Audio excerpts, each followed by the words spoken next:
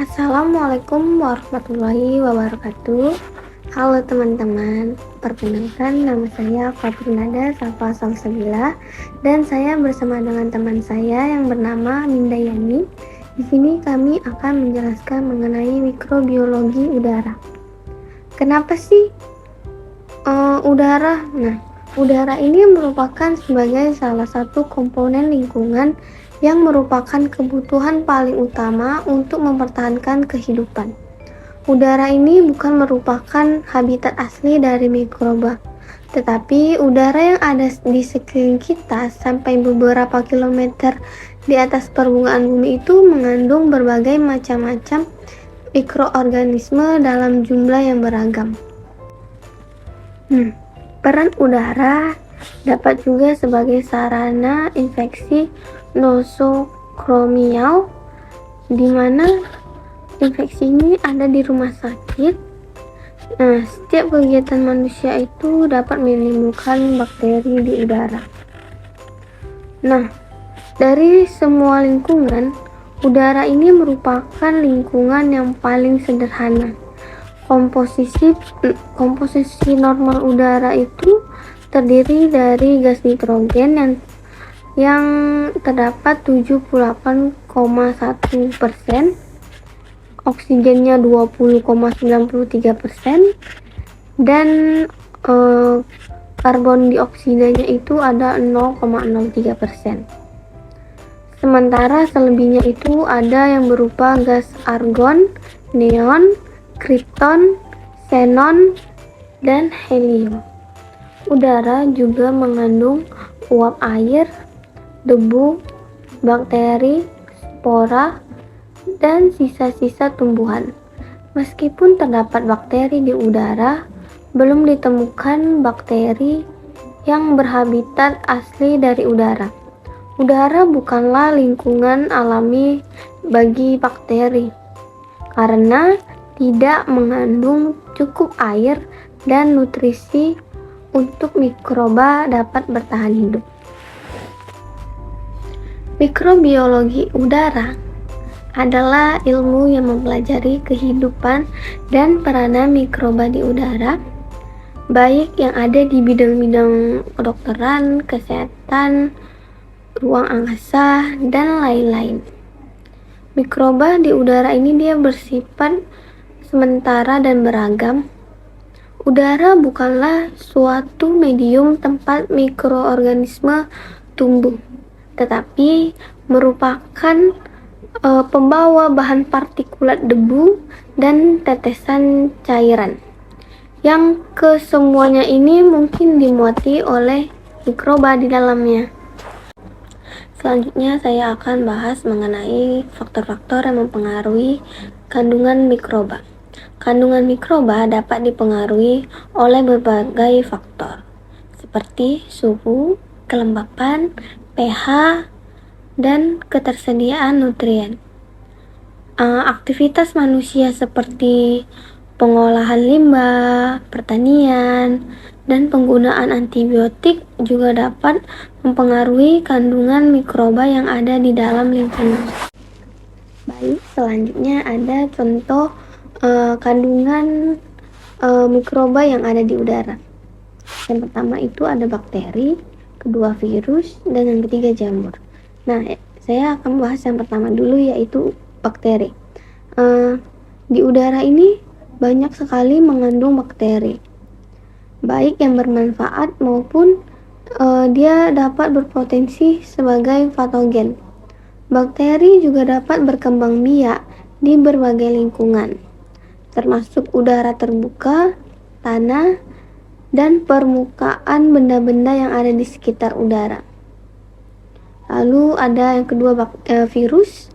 Virus ini juga dapat tersebar melalui partikel udara, terutama dalam bentuk droplet yang dihasilkan saat kita batuk, bersin, atau saat kita sedang berbicara.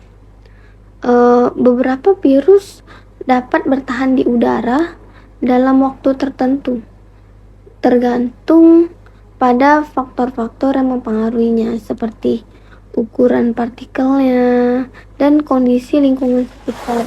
Apakah virus itu dapat bertahan di lingkungan yang keadaannya sama dengan virus tersebut gitu. Baiklah, saya akan melanjutkan presentasi dari teman saya, yaitu kandungan mikroba di udara.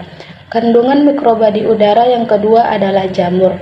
Spora jamur merupakan bentuk reproduksi jamur yang dapat tersebar di udara. Udara dapat mengandung spora jamur yang bisa dari alam seperti tanah, tumbuhan, ataupun bahan organik yang telah terdekomposisi. Beberapa spora jamur dapat menjadi alergen bagi manusia. Spesies mikroba lainnya dalam mikroba di udara dapat mencakup organisme mikroskopis lainnya seperti protozoa dan alga. Kontaminan udara ini sendiri dapat berupa gas, partikel padat ataupun cair, atau senyawa kimia yang berasal dari berbagai sumber. Beberapa contoh kontaminan di udara adalah sulfur dioksida atau SO2, nitrogen dioksida atau NO2, ozon atau O3, karbon monoksida yang biasa disebut dengan CO, partikel halus atau PM25, asap rokok, serta bahan kimia industri. Selanjutnya adalah sumber kontaminasi mikroba di udara. Sumber kontaminasi mikroba di udara yang pertama adalah manusia.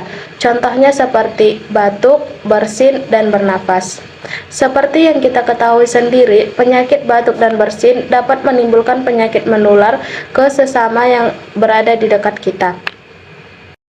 Sumber kontaminasi mikroba di udara yang kedua adalah industri dan aktivitas pertanian. Seperti yang kita ketahui bahwa industri dapat menyebabkan mikroba di udara, seperti limbah bahan berbahaya dan beracun atau biasa disebut dengan B3, yaitu industri pengolahan minyak pelumas, industri pengolahan semen, industri pengolahan bubur, dan industri farmasi. Sumber kontaminasi yang ketiga adalah kontaminasi dari bangunan dan HVAC atau biasa disebut Heating, Ventilation, and Air Conditioning System. Sumber kontaminasi yang keempat adalah lingkungan alam. Contoh kontaminasi lingkungan akibat kegiatan manusia diantaranya adalah pembuangan limbah pabrik ke sungai sehingga air sungai menjadi beracun, sehingga berbahaya digunakan oleh makhluk hidup dan makhluk hidup lainnya yang tinggal di perairan tersebut seperti ikan dan lain-lain. Contoh kontaminasi lingkungan karena aktivitas alam seperti gunung meletus, gas alam yang beracun. Sumber kontaminasi mikroba di udara yang kelima adalah airborne transmission dari manusia ke manusia. Yang keenam adalah kontaminasi dari sumber alami seperti badai debu dan erupsi vulkanik dari Gunung Merapi. Selanjutnya adalah pengendalian penyakit yang terbawa oleh udara. Yang pertama, imunisasi. Dengan pemberian vaksin rubella pada anak laki-laki dan perempuan sejak dini dapat mencegah penyakit yang terbawa oleh mikroba di udara. Yang kedua adalah pengubahan kandungan jasad penyebab infeksi di udara dengan penyaringan, sterilisasi, atau dengan cara pengenceran. Teknik pengendalian di udara dengan pengenceran dengan melakukan penggantian udara dalam dengan udara yang di luar secara terus-menerus. Selanjutnya adalah metode pengendalian penyakit yang disebarkan melalui udara. Yang pertama adalah metode sinar ultraviolet. Metode sinar ultraviolet merupakan bagian dari gelombang elektromagnetik dari energi radiasi pada pita 100 sampai dengan 400 mm. Sinar ultraviolet bisa dihasilkan oleh atom-atom dan molekul dalam loncatan listrik. Matahari merupakan sumber utama dari sinar ultraviolet. Sinar UV matahari dapat menginstruasi partikel-partikel di atmosfer yang berada pada ketinggian sekitar 80 km yang disebut lapisan ionosfer. Yang kedua adalah metode aliran udara satu arah. Katup pengendali arah berfungsi untuk mengatur aliran sinyal udara yang bertekanan. Pemanasan standar untuk katup Jones terdiri dari 2 digit angka yang dipisah oleh tanda miring. Yang ketiga adalah metode sirkulasi ulang. Sistem sirkulasi terdiri atas sistem kardiovaskular dan limfe. Sistem kardiovaskuler terdiri dari struktur-struktur sebagai berikut. Yang pertama adalah jantung yang berfungsi untuk memompa darah. Yang kedua ada pembuluh darah yang berfungsi untuk mengalirkan darah menuju ke jaringan dan sebaliknya. Dan yang terakhir adalah metode pembakaran. Metode pembakaran adalah api yang sudah dicampur sebelumnya merupakan salah satu mode proses pembakaran yang terjadi dalam satu ruang, di mana bahan bakar dan oksidator telah bercampur sebelum terjadinya pembakaran. Nyala api jenis ini sudah banyak digunakan pada perangkat pembakaran yang sangat sederhana. Pada proses pembakaran dengan penyalaan api yang normal dibutuhkan 3 komponen utama untuk tercapainya suatu fase pembakaran, yaitu panas, bahan bakar, dan juga oksigen. Ketiganya merupakan elemen-elemen yang harus ada untuk mewujudkan terjadinya proses pembakaran. Selanjutnya adalah kesimpulan. Kesimpulan dari materi yang telah kami buat adalah mikroba di udara bersifat sementara dan beragam. Pemindah sebaran mikroba melalui udara sering dinamakan infeksi asal udara, dan infeksinya ditularkan melalui udara. Wahana pemindahan sebaran ini adalah tetesan air liur, sekresi pernafasan lain, debu tercemar dari foam pit atau benda mati yang tercemar oleh patogen dan membantu penyebarannya. Beberapa penyakit asal udara tidak dapat bertahan hidup di luar tubuh manusia. Penularan mikroba ini tergantung pada pemindah sebaran asal udara yang cepat dari satu orang ke orang lain, kadang-kadang dengan pemindahan secara langsung. Baiklah, sampai disinilah pemaparan materi dari kelompok 10. Salah dan kurangnya kami mohon maaf. Wabillahi taufiq wal hidayah. Wassalamualaikum warahmatullahi wabarakatuh.